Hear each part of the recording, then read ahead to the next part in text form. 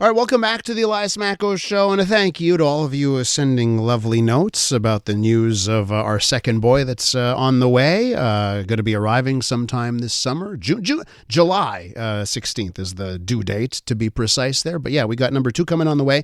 I've asked you for some suggestions on the name front. I'm getting a lot of wonderful names, but I just want to mention one thing.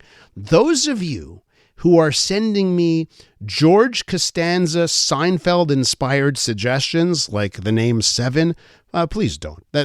Our child will not be named Seven, and we will not take any suggestions that come from the television series Seinfeld. But I appreciate the kind words on that front. Okay, let's switch gears. You know, something very interesting happened on CJAD this week. I hope you're paying attention to it. We aired some of it yesterday because Paul Saint-Pierre Plamondon was on the Aaron Rand Show, was on Montreal Now.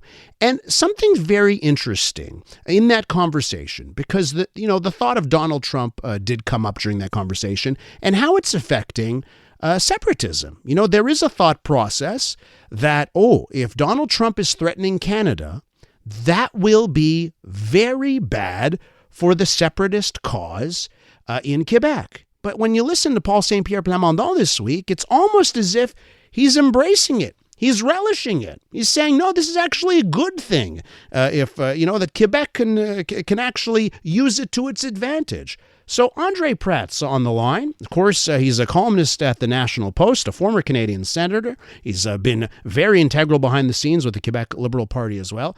He's on the line. He wrote a piece this week in the National Post about something very similar. Mr. Pratte, André, welcome back to the show.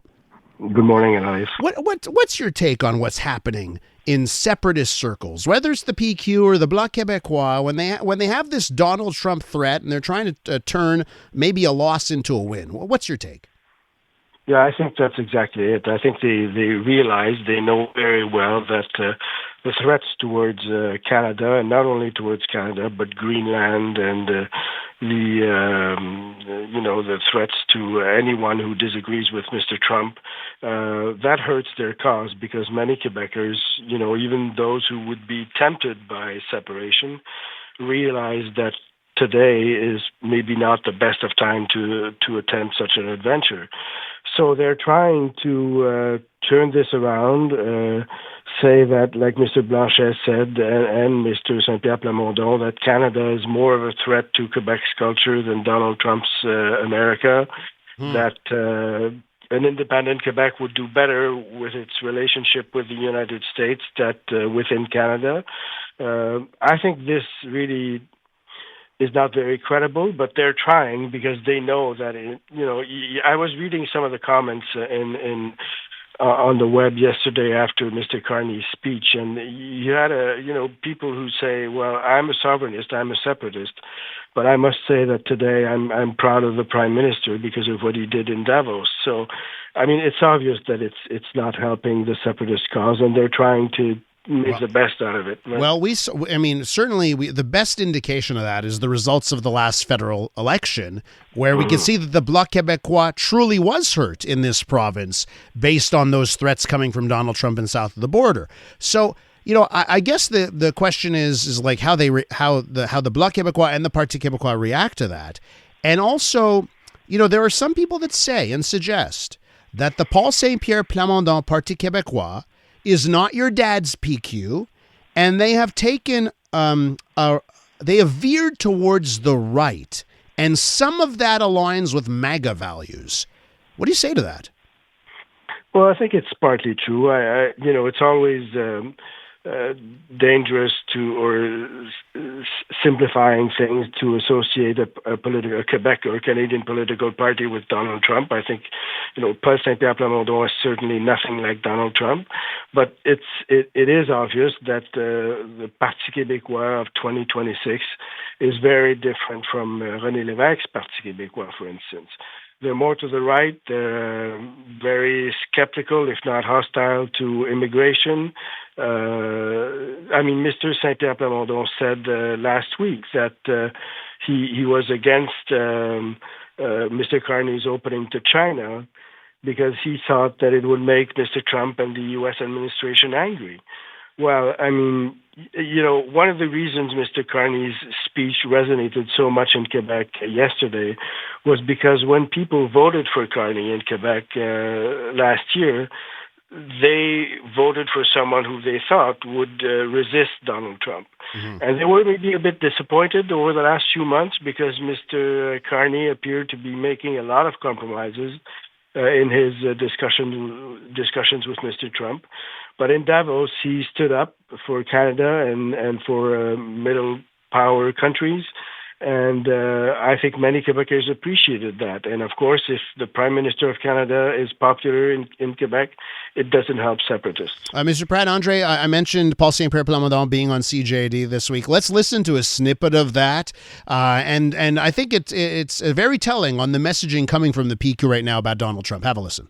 So it's all a very interesting situation where I think Canada here uses a double discourse, depending on if we're talking about Quebec, Alberta, or if we're talking about Greenland and other nations. But in any case, I think we need to slow down and calm down here. And the worst thing so you asked me what Quebec would do? I wouldn't accelerate that kind of escalation. And there's a tendency, Doug Ford did it, and François Legault once said, you will see, I will make Donald Trump pay. There is no gain in accelerating that kind of negative energy and deterioration of friendly relationship for centuries. So let's slow down here and let's cool down in terms of not escalating, because nobody's going to win at that. So there's a little bit of Paul Saint-Pierre Plamondon, and the messaging is, I think, like every time we all get riled up about Donald Trump in the U.S., it's bad for separatism. He seems to be very aware of that. I think he is. And I mean, the message, of course, everyone agrees that we have to maintain as friendly relationships with the U.S. as we can. They're very, strong commercial partners. We have a long-time friendship with the Americans. But I mean, it is not Canada or other countries that are acting to deteriorate the common relationships. It is the Trump administration. Mm-hmm. And at some point, I think Mr. Carney tried over the last few months to make all those compromises, and he came to the conclusion that it's useless. It just doesn't work. Bullies will not stop at someone who is kind to them. They will stop once someone resists to them. There are limits to what we can do on that sense, and I think that's Mr. Carney's message. We better associate ourselves as a country with other, similar countries to resist the U.S. Current administration.